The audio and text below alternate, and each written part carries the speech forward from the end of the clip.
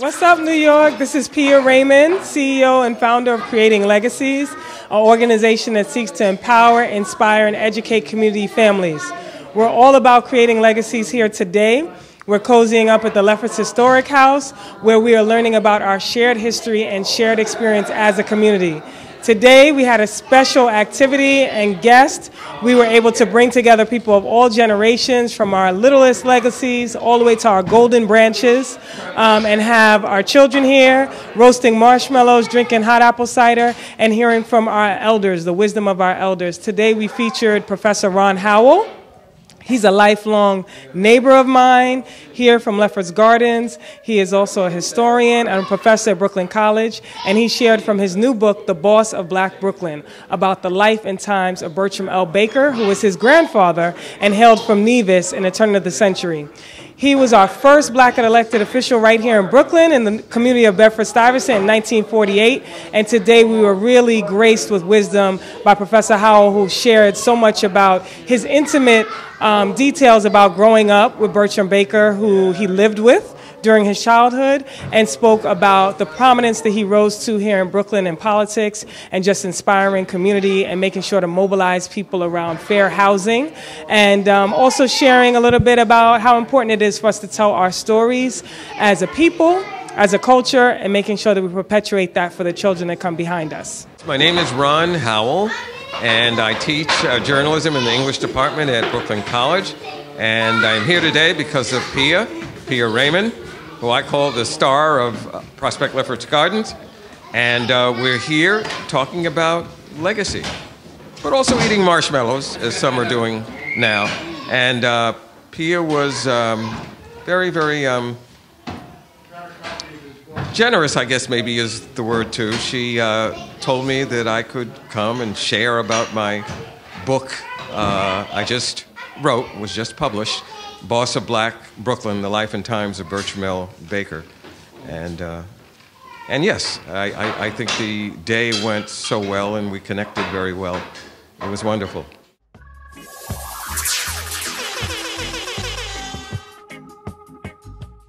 The book I often describe as a biography, but then as I start to tell people about it, it's clear that it's more than that it's also a memoir. And yes, it's mostly history about Nevis in the late 1800s, early 1900s, and Brooklyn in the early 1900s and mid 1900s.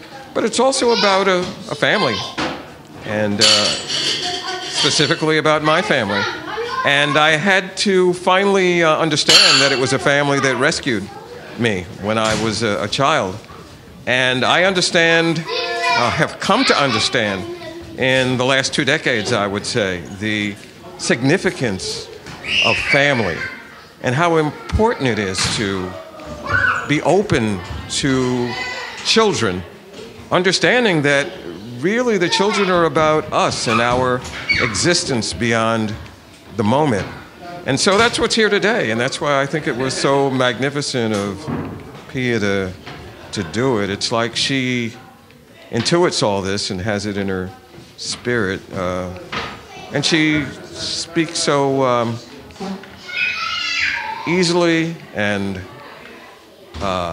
honestly as she talks about the issues that I feel are really part of the book. And so I'm very just grateful to be here today.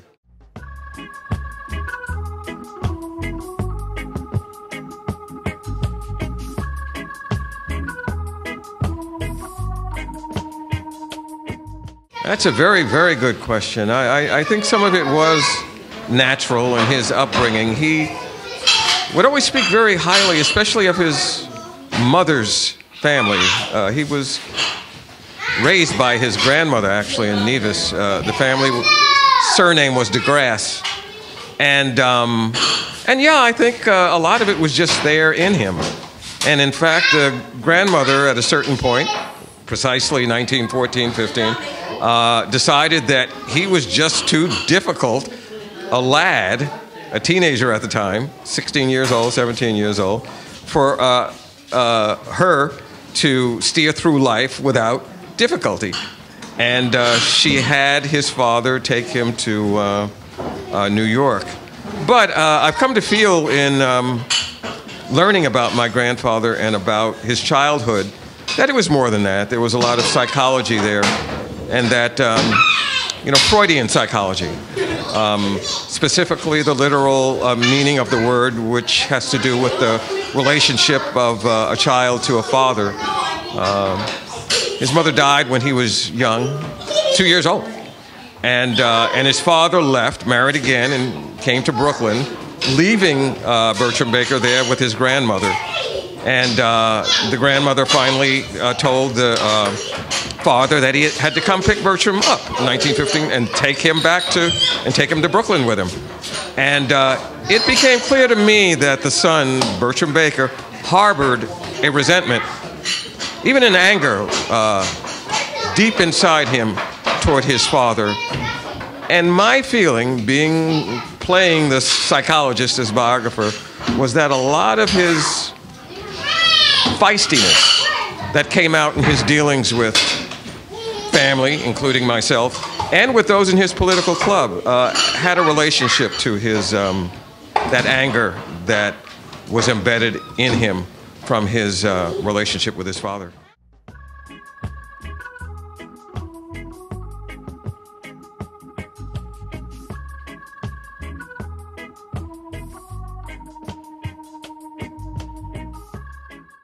Yeah, we had some discussions about that today, and part of it, yes, is that, they came here with a different perspective. There's several factors, I guess. I think one is that many of them came from what were considered the upper classes in the old British Caribbean, and also had something to do, I think, with the fact that, demographically it was just a different environment that they were functioning in, living in, where those who were, running the retail stores, like his maternal ancestors, were people of color. And so they were not, all in prison and treated with the lack of respect that was the case in the United States, especially in the South. So it was a different environment. But what happened also was that when they came to the United States, in part because of that, they did not have the association that was very natural to native-born black Americans with the Republican Party. And the truth is, the reality of that time was that it was a Democratic Party in New York City, especially in Manhattan and in Brooklyn, that was coming into power, was taking over, running things. And it happened at a moment, he came here and politically of age, at a moment when the Democrats were really asserting themselves, and native-born blacks were still very hostile to the Republican Party. And so the West Indian blacks who came were able to enter those environments with much more ease. And I think in a very simplistic way, that helped to explain why they were able to make all of those, inroads as pioneers in politics.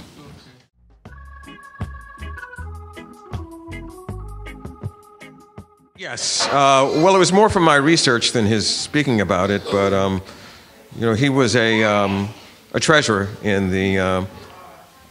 He was with the Garvey movement and a treasurer with the. There was an organization, African American Orthodox Church, which was associated with the Garvey movement, and he was the treasurer of it. And they were working to build a church in Brooklyn, and yes, and he would go to Garvey meetings and be in parades.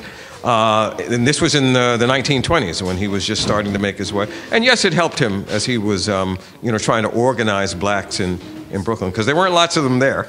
And Garvey in that sense, was very helpful, although, as we know, that Garvey was eventually kicked out of the country, and the association, of course, died off. But the spirit that was there stayed within Bertram Baker all through the 1930s and 40s, and was part of his rise through the Democratic Party and Brooklyn politics.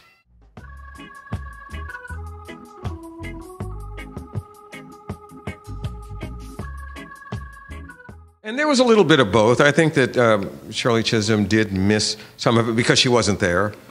And, you know, she said some things that about accusatory and essentially, in effect, calling people of that era who were Black Uncle Toms. But the fact is that, and I call him in one of my chapters the master of compromise, and there was a great element of that in there.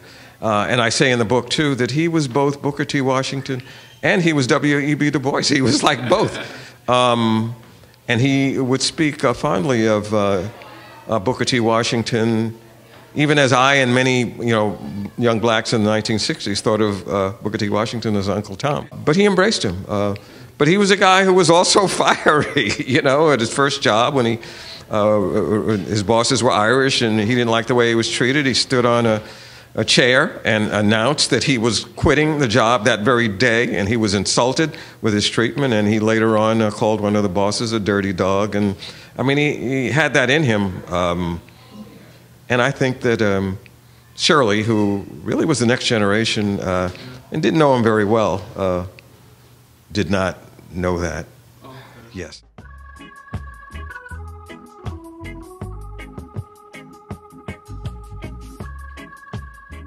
I'd have thought that at first. I did. It did seem, you know, to make sense because journalists were, you know, often considered, as we know today, by a certain figure in Washington, you know, the enemy of politicians. Yeah, I did feel that. And he had said things that weren't kind about journalists. But in my research, I also came to see and found articles that he had written consistently in the New York Age, which was a black newspaper. Through the 1930s, and he upset the Grand Master of the Lodge of the Prince Hall Masons, which were the black Masons, who very, very significant at the time in Brooklyn and the rest of New York City and the country. And the Grand Master ordered him to stop writing the articles and to submit articles for approval before he allowed the newspaper to print them. And he said no. I'm here, and I have the right to write and publish whatever I think is accurate, and he did, and they expelled him from the Prince Hall Masons, and I was pretty astonished learning about that, and maybe he understood that journalists can easily make enemies, and someone asked me in an interview that, well, maybe. He just didn't want that to happen to me, that I would, you know, suffer major reverses because of, I felt an effort to speak truth to power. Because he did speak truth to power, as a writer, you know, for a newspaper.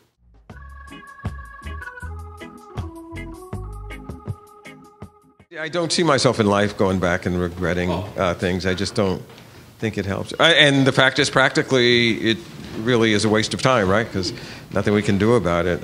No, it's the opposite, that I'm pleased that I learned what I did and that I spent time, and fruitful time, and even loving time with him before his death. That's the most important thing to me. Well, either Amazon or bookstores here in Brooklyn. There's a Greenlight bookstore, community bookstore on in Park Slope, Barnes & Noble throughout the city, or reach out to me. You know, I have a website, bossofblackbrooklyn.com, and a Gmail account, bossofblackbrooklyn@gmail.com, and we'll work it out for sure, because it's a pleasure and an honor when people tell me they want to read the book.